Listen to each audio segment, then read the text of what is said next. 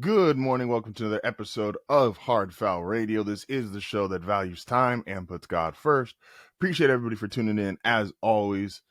So, we're going to do our first segment a little different today. Normally, I kind of break down the first part of the show into two different stories, but this story to me is a little too important. So, ESPN is now in bed with the NFL, and there's a lot that's going on here, right? But I really wanted to break down the entirety of the landscape of sports media, what it's been doing, how people are reacting, and what is the plan going forward. So in my opinion, you have to start with the two biggest players in the sport or in the medium, which is ESPN, Fox Sports 1. So ESPN, who went on this decade-long drought where they were laying people off constantly, they were not producing new talent at a high enough rate. They were bringing in a bunch of former players to talk about the sports. And because of the explosion and the success of First Take, you've heard it a million times here and you'll hear it a million times elsewhere. The idea of and what they were doing with hot take sports media and where they took that. And a lot of people, some people love it. Obviously, the show continued to do numbers. Some people, like myself, absolutely hated it because it turned everything into, is LeBron better than Jordan? This person's the greatest ever at this. This person's the greatest ever at that. It was a whole bunch of stuff that I just personally didn't care for and didn't want to hear keep getting repeated time in, time again. What that then birthed was the other big player now, which is Fox Sports 1, who said, hey, look, we're just going to throw the bag at a couple of guys we know it works. And at the time, that was Skip Bayless and Colin Cowherd. And that worked. And Skip, I know, was a part of the hot take part of the world that a lot of people, again, myself included, don't really love. But you can't deny his impact, his credibility, and what he did for Fox Sports as a new network entering this space. So they do all that, right? ESPN continues on to have its numbers. Fox Sports 1, what Skip and Shannon do with Undisputed, obviously that story has written itself. They put up numbers. They were one of the biggest shows on television. The chemistry they had, the relationship they had, what it all manifested and became, it's history. It's literally history. Whether you love it or hate it, it's literally history. Colin has continued to be Colin. If not, he's 1A or 1B in terms of the top sports radio hosts in the world. That's just it just is what it is, right? But now what ESPN has done after their steep decline, with the exact exception of First Take and NFL Live, ESPN's huge decline, which has led to multiple times over the last decade having to lay off a large amount of people at once. And this isn't a one-time thing or this tragedy happened. No, this has been a multiple time thing over the last 10 years that they have had multiple big layoffs. So what do?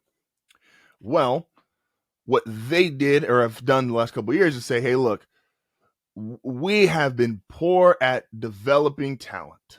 So what we're going to do is we're just going to buy it. We're going to go out and we're going to give the bag to Pat McAfee.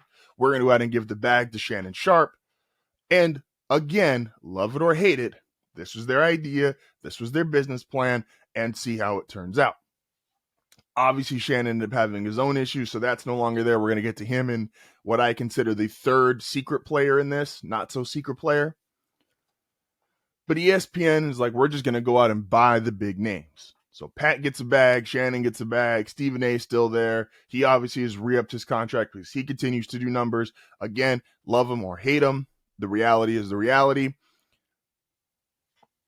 Fox Sports has went and said, hey, we're going to do, uniquely enough, what Fox Sports had right, which is we're going to invest really hardcore in these two shows, Undisputed and Colin, and we're going to slowly work in some other people here, but through the spectrum of them. So if you want to get on a show, you are going to have to go on the herd and prove that you can do numbers. You're going to have to go on Undisputed and prove that you can do numbers. And then we'll slowly, very, very slowly start to branch out. This is how now Fox Sports' big two guys are Colin, who's still there, and Nick Wright. Nick obviously didn't hit it off with Skip. Was a very famous episode of the last time he was on Undisputed. And then what he ended up doing with Colin, being a guest segment, to filling in on the show, to then getting his own show. And now we see what that has turned into. First Thing First is a hit. Him, Broussard, Kevin Wildes. Fox then decided to totally throw that out and go, hey, we're now going to try to have multiple shows. We're going to have shows all the way from 5 a.m. until 5 p.m. And it flamed out the same way it did for ESPN. Because the reality was, once you got past the established Colin Cowherd and you got past the new star, Nick Wright, First Things First, everybody else just kind of repeats of each other. And they couldn't truly separate unless they did what ESPN did, which is everybody start making hot takes. Everybody start saying the most inflammatory things you could possibly think of. And to be not really fair, but just to be honest to FS1, you guys had obviously talent. LaShawn McCoy, Chase Daniel, Acho, Paul Pierce, Keyshawn Johnson. You guys had some talent there. You also put them in horrible positions. Like, why is there a video on the internet that exists of Paul Pierce and Keyshawn Johnson talking to a NASCAR driver? Do you know how many people in the world want to see that? Well, if you go look at that video right now, I think it has like 600 views, which for a major network, it's one thing if I go put a 600 view video out. I'm low budget. I'm low overhead. It's really simple for me. I've already got my mic and microphone, and I'm not paying me on top of having to pay for everything else. When you're a major sports network, a major television network, you can't put out a 600 view video on YouTube, especially when that you're trying to recoup some of that money on YouTube because it might have already bombed as far as being an actual TV product. So that's ESPN and FS1 the last 10 years or so. Again, ESPN has had to lay off multiple people, had to go and buy stars. FS1 bought their stars initially, tried to expand. It didn't work. Now they're down to basically 2 shows and really trying to figure out how to work in some other personalities. A Danny Parkins, who has shown promise as far as working with them. He's obviously very big in Chicago, but as far as going to a national audience, he has worked, and they're going to be bringing him on to First Things First, which is very reminiscent of what they did when they first started up, which is, hey, if you want to get on your own show, you want to create your own personality, we are going to work you through these established super shows that already exist. Then, and again, now you have what is the third player, the third not so secret player, which are the big internet shows. These are Gil's Arena. This is Nightcap, Club Shay Shay. Club Shay Shay is more interviews, so more so Nightcap. This is, depending on where you want to put some of these others, like, but those are the 2 big ones, right? Gil's Arena is huge. Nightcap is huge. And there's others. Stephen A obviously has his own show that he does. The internet players, who, again, similarly work with slightly less overhead because they're paying their personalities potentially and or just recouping revenue post buying their initial set of equipment. Some are staffed, some are these, like Gil is a bigger production, Shannon is a bigger production, but still far less overhead than in ESPN and FS1. And they are, to be as respectful as I can for people that have achieved that level of success, it's a personality check. It is, I like this personality, but a lot of it is I like this personality right now. They might not love that personality in a year. They might not love that personality in 6 months. The reality, even with Gil's Arena, is Gil, there's not a whole lot of great basketball convos that come from there. They're still kind of relying on this a little gimmicky hot take. There is some chemistry as far as them actually being friends, and it's funny and people like to laugh, which is where a lot of podcasts have found themselves in, which is, can I just make people laugh? And that's valid, and that's a skill, and that's something to be applauded to a certain degree. We also got to be serious on, like, are any of these 3 the direction we want sports media to go to? I apologize. I also meant to mention Dan Patrick.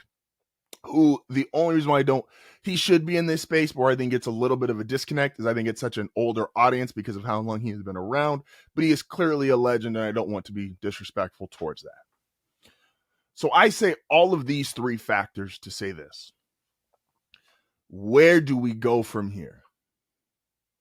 Do we go with the big names and hot takes? Do we go with the two centralized shows and work talent through? Or do we go with the former athlete who has celebrity and generates views that way? If you're somebody like me, I think there is some kind of world where this all works together. Or at least is what I would love to say. I think the reality is, though, where all of this is going to struggle for being just a sports fan, is sports, unfortunately, as weird as this is going to sound, sports just might not be popular enough to have a podcast or a YouTube show where you're really talking about sports. And I know that sounds insane because these guys do millions of views. They've had, Nightcap has had 30, 40,000 people in their live. But hear me out. If you're my age and you've seen something like YouTube grow from truly its infancy, I'm 30. If you've seen YouTube grow from its infancy, sports has never been something that's done very well on YouTube. Obviously, like the NFL, the actual NFL, NBA, MLB channels, yes, because they can post actual live footage of the games. That will do well because we love the actual sports themselves. But the discussion of the sports podcasts, sports entertainment videos, breakdowns, that's never done super well on YouTube since its infancy. The most notable sports clips that are on YouTube, those videos, while they might start with some basis of sports, turns into, let me flash my personality, let me make you laugh, let me be, again, if you're a hot take and you can really do that dramatic effect that people want to see, that's where those really big videos, those really big views, those really big numbers, that's where they truly come from. Sports journalism has never done well on YouTube, has never truly done well on the internet. And that's where we're going to have a really big problem, because now ESPN is in bed with the NFL. And don't act like this is going to be the only deal that happens, because I guarantee ESPN being with the NFL, the NBA now going through NBC, or back to NBC, and baseball is going to attach itself to somebody. I don't know who yet, but they're going to attach themselves to somebody. I say all this to say the coverage and the journalism integrity that you're about to not see on ESPN, because the NFL is absolutely going to use, if a story were to happen, let's take the Deshaun Watson story. We found out almost immediately. Now, the problem with saying that, we didn't really find out immediately, even though it felt like we did. Because the reality of that story was, yes, once it came to a source that it no longer benefited to keep it secret, it was out, it was everywhere, boom. But if you go back to the origin of that story, there are people that supposedly knew, I don't want to say supposedly, they just knew, and that was over a year ago, but because they wanted to resign Deshaun Watson and he was the franchise quarterback of the Houston Texans, it wasn't until he wanted to leave that they finally were like, okay, we're not covering up for you anymore, and this, that, and the third, and that's what led to it. So this horrible thing that he did was covered up by people with money, by people that it benefited, and that unfortunately is always going to happen. But now what happens if the story, it makes its way to ESPN, but the NFL, they want to play damage control, which has always happened in the world of business. I don't want my story to be out there for everybody to see in its most raw form. I want to be able to get ahead of it, put out some things, help calm the fire. What if I can't do that now? What if I'm no longer able to hold on? Like, what if I'm no longer able to calm that fire? I'm no longer able to get ahead of that story. But now I am in bed with ESPN. So if an ESPN reporter gets it, you better not put that out yet. I'm going to make sure that I do what I need to do as the NFL to protect our brand, and then you can have this story. And so when you think of some of the truly horrible things that have happened just in my lifetime, take away the most infamous moment in NFL history by a former player. But if you go to Ray Rice, you go to Randy Gregory, I'm sorry, not Randy Gregory, I apologize, is the Carolina Panthers defensive end. Hardy, I believe it was. Greg Hardy, what happened? When you go to, obviously, what happened with Deshaun Watson, when you go to these stories of these horrible things that have happened, and it's journalism to find that out, let the people know what happened, but now I'm restricted in my journalism because we're in bed with the NFL.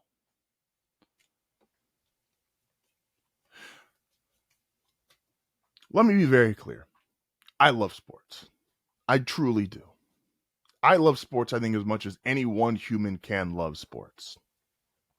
But that doesn't take away from the fact that the way we are told sports, the way we are, from these people that are supposed to be smarter than us, have more time to watch them, be able to relay this information, with NFL and ESPN being together, FS1 now has to be way more concerned about its bottom line because they've had to downsize the two shows because all the rest of them couldn't survive on their own.